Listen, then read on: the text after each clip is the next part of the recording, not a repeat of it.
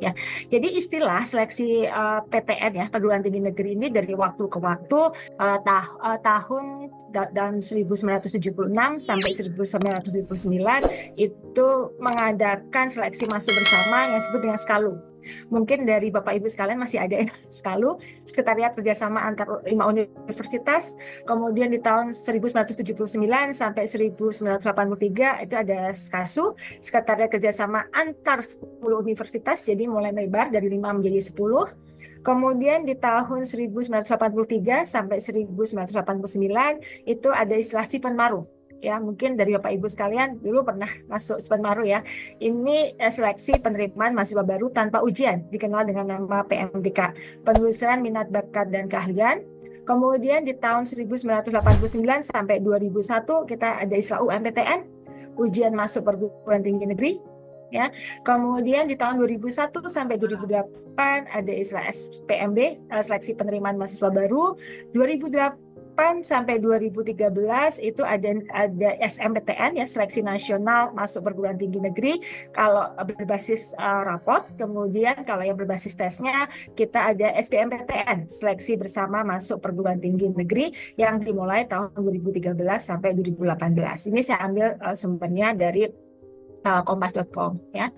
Next nah, apa kontribusi IPB University? Jadi pada tahun 1978 pada saat penerimaan jalur mahasiswa baru itu dikembalikan lagi ke masing-masing universitas, Profesor Dr. Insinyur Andi Hakim Nasution, yaitu Rektor IPB tahun 1978 sampai 1987 itu merintis penerimaan jalur menggunakan berbasis prestasi, berbasis raport yang disebut dengan Perintis 2. Nah, sejak saat itu IPB mulai sebagian besar mahasiswanya sekitar 70% itu adalah menerima berdasarkan jalur rapot dari seluruh Indonesia. Kemudian ada istilah USMI, undangan seleksi masuk IPB gitu ya. Saya termasuk yang jalur USMI, kemudian setelah itu ada jalur PMDK ya. Nah, yang kemudian yang terbaru mungkin bagi sebagian besar dari Bapak Ibu sekalian ada yang masuk IPB. Nah, mulai tahun 2008 jalur rapot internal yang di IPB itu diangkat ke level nasional. Pada saat itu rektor kami adalah Profesor Dr. Insinyur Haji Heri Suhardianto, itu rektor IPB 2008-2012, itu mulai mengangkat yang tadinya pada level IPB menjadi pada level nasional yang disebut dengan seleksi nasional masuk perguruan tinggi negeri. Makanya ada SNMPTN mulai tahun 2028 ya. Berikutnya adalah, nah saya akan berbicara lini masa dari masa ke masa mulai dari 2009 sampai yang sekarang. Mulai 2009 sampai 2022 jalur rapot kita kenal ada dua secara nasional, itu ada SNMPTN ya, seleksi nasional masuk perguruan tinggi negeri. Kemudian yang jalur tesnya itu kita kenal dengan SBMPTN ya, seleksi bersama masuk perguruan tinggi negeri. Kemudian dibuka juga jalur mandiri. Jadi ada kesempatan untuk membuka dari jalur mandiri. Nah, sedangkan mulai tahun 2023 dan tahun 2024 ini namanya berganti ya. Dari jalur rapot yang tadinya SNMPTN sekarang namanya jadi SMPP. Ya, seleksi nasional berdasarkan prestasi. Kemudian jalur tesnya itu adalah seleksi nasional berbasiskan tes. Kemudian di masing-masing perguruan tinggi negeri diberi kesempatan untuk membuka jalur mandiri. Ini kami punya historical panjang, karena tadi seperti saya sampaikan, melalui Profesor Dr. Andi Hakim Nasution mulai tahun 78-79, kami sudah punya basic yang kuat bagaimana cara menyeleksi mahasiswa melalui jalur raport. Ya, kami pada saat era SMPTN, kami memang kami sadar bahwa nilai di masing-masing sekolah pasti berbeda-beda, sehingga kami mempunyai ukuran bagaimana mengevaluasi ya keberhasilan SMA-SMA tersebut di IPB University. Nah, kami lihat dari alumninya yang berkiprah di kami, seberapa besar prestasinya. Ini kami sebut dengan indeks sekolah. Nah, untuk siswa itu sendiri, pada saat SMPTN kami menggunakan 4 komponen nilai: matematika, fisika, kimia, biologi. Kenapa pada saat itu kami menggunakan 4 komponen nilai? Karena sebagian besar program studi yang ada di kami, terutama di program sarjana ya, ini saya bercerita pada program sarjana, itu adalah basisnya IPA. Yang kedua, tadi alasannya adalah pada tingkat pertama kami ada program kompetensi umum, di mana semua mata pelajaran termasuk kimia, biologi, fisika diberikan di tingkat 1. Ya. Nah, kemudian di SBMPTN ya pada saat itu kami menggunakan skor UTBK SBMPTN, tapi kami menyarankan selain TPS juga kemampuan IPA, atau kalau yang dari non IPA ngambil, kami sarankan untuk mengambil IPC. Ya. Nah, kemudian jalur mandiri kami menyelenggarakan jalur tes yang tentunya disesuaikan dengan soal-soal yang ada di IPB. Nah, bagaimana dengan SNBP yang berlaku tahun 2023 kemarin dan tahun 2024 ini kami menggunakan SNBP.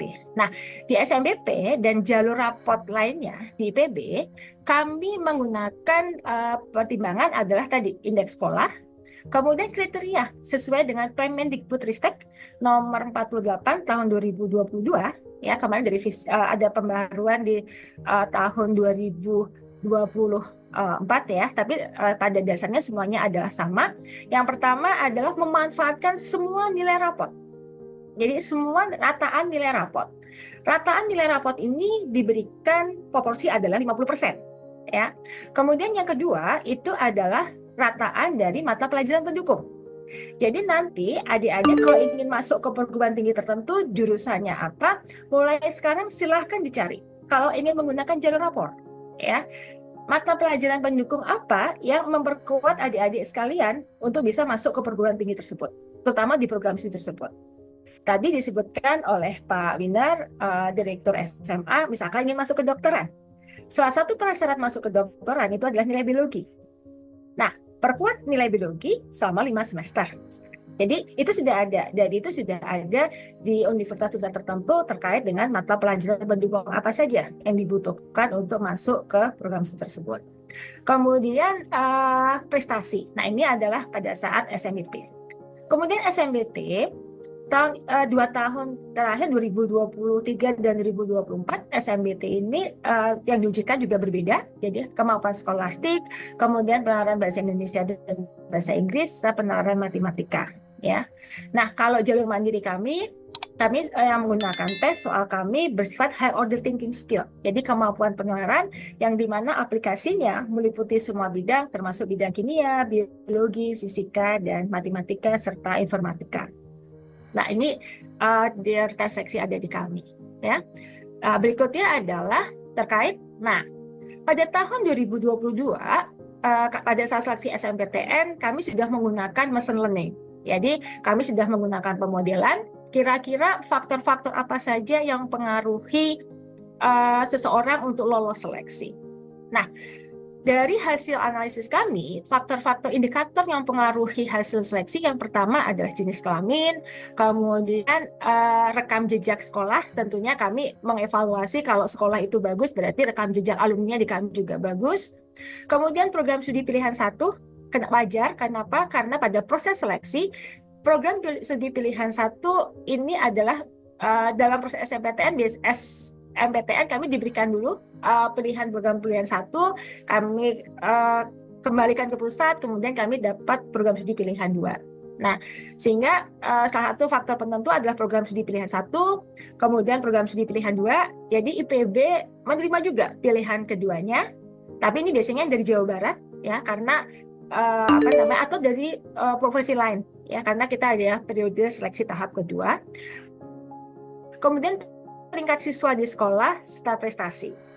Nah, bagaimana dengan nilai? Setelah kami evaluasi, ternyata yang mempengaruhi seleksi adalah rataan matematika selama 5 semester, rataan biologi selama 5 semester, rataan kimia selama 5 semester, dan rata-rata overall dari matematika, fisika, kimia, biologi selama 5 semester. Kami evaluasi di tingkat pertama, bahwa di semester 1, di tingkat pertama, 97,86% mahasiswa berhasil di semester 1-nya. Indikator keberhasilan kami adalah jika IP mahasiswa lebih dari 2,1. Ya. Jadi sekitar 97,80% mahasiswa berhasil melampaui semester